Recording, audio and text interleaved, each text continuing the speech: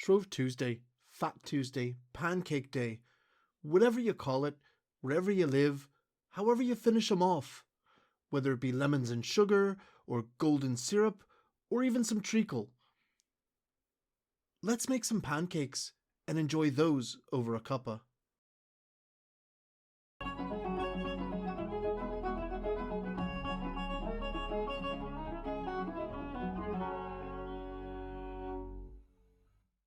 When I was a wean, Mum would always take off on Shrove Tuesday. She would make us pancakes. It was a tradition that I grew up with before they sent me here to the States.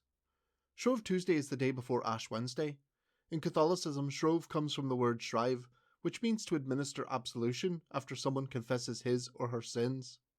Catholics would go to confession on this Tuesday to prepare themselves for Lent, beginning the next day. The bells would ring in the local churches, reminding Catholics to attend confession. It was from this that pancake races became a tradition in the UK.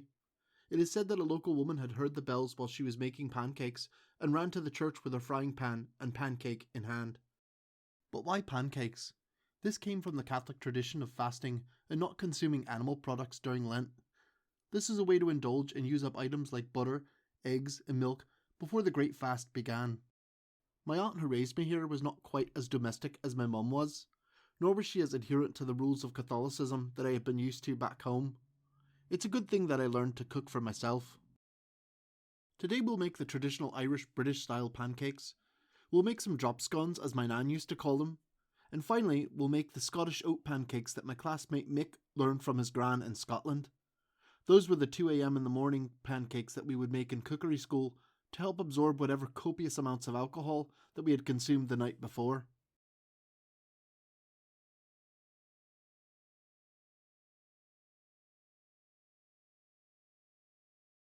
For these pancakes we'll need 114 grams of plain flour, 2 eggs, 300 ml of full fat milk, 3.5 grams of melted unsalted butter, and a wee pinch of salt. This pancake is much more similar to a crepe style pancake, but is a wee bit thicker. With this batter it's best to let it sit overnight.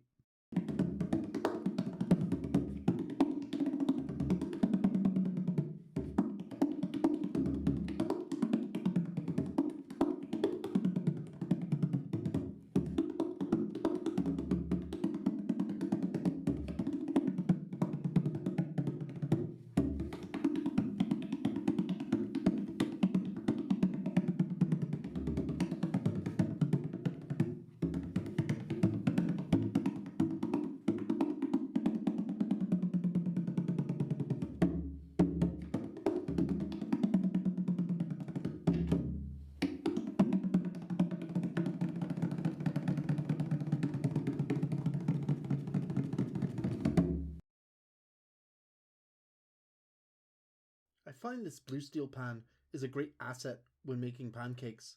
However, you could also use a really good non-stick skillet as well.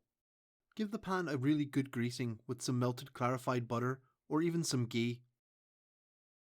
Ladle the batter into the pan, giving a really good swirl to evenly distribute.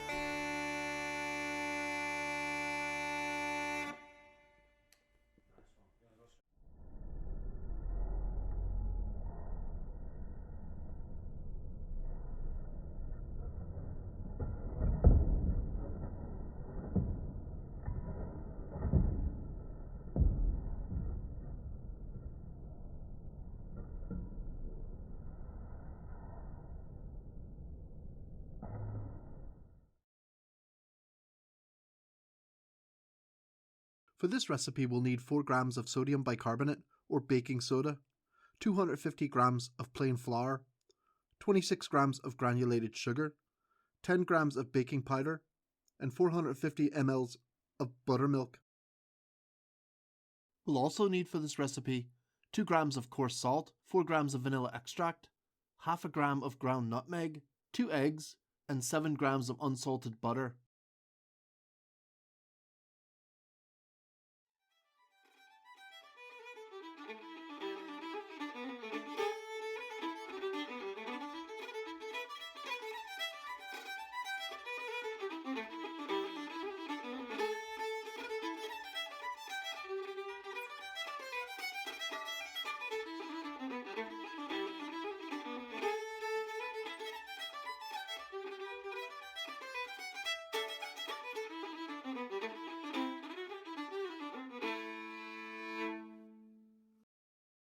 This batter doesn't need to rest quite as long, so we can start making drop scones right away.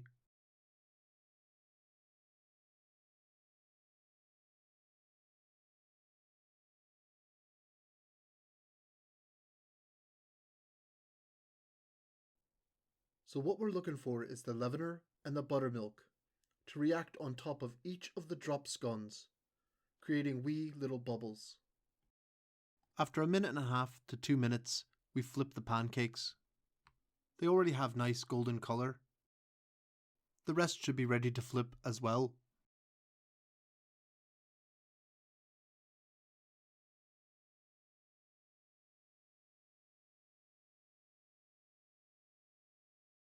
After another 1.5 to 2 minutes, the pancakes are done.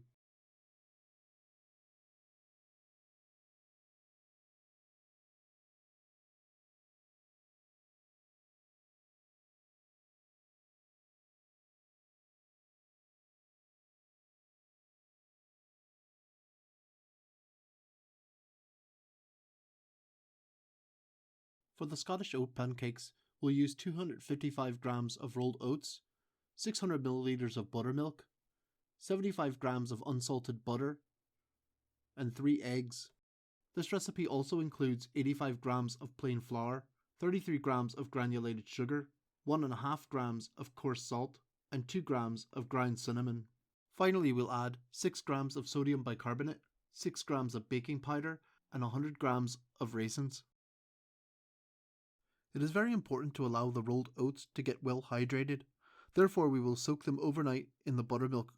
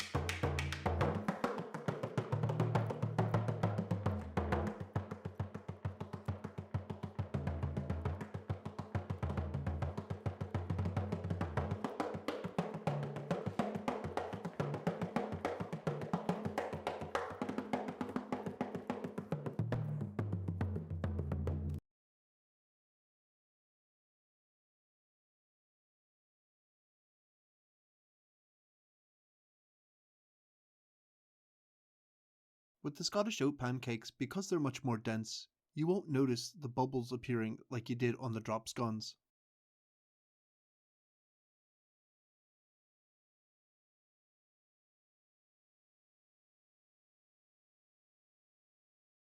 I noticed that the Scottish oat pancakes were cooking a wee bit slower than normal, so I opted to take the temperature of my electric girdle.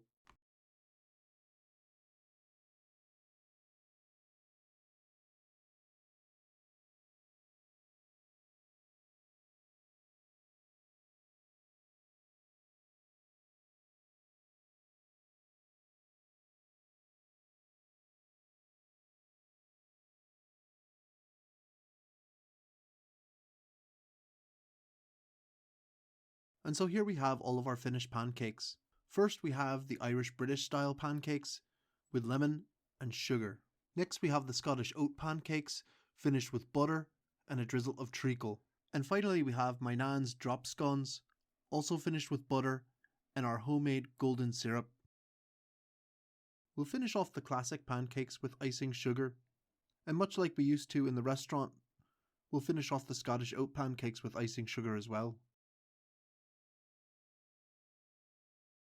Okay, so let's tuck into these. They look so good.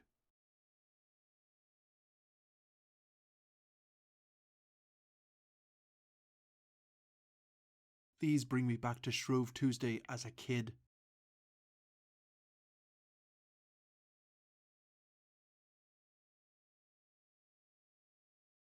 These bring back memories of another kind, of trying to sober up after a night of having too much alcohol in cookery school. Oh my god, these are so satisfying. And these take me back to breakfast after a night away at my nan's. Because they were so small, I could just keep packing them away, non-stop.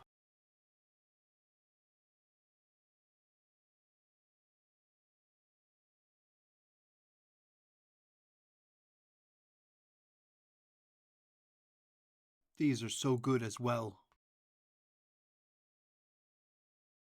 I can't stop eating these just like when I was a weein'. There you have it, 3 different kinds of pancakes for Pancake Day. If you enjoyed our content, remember to like, share and subscribe. Cheers.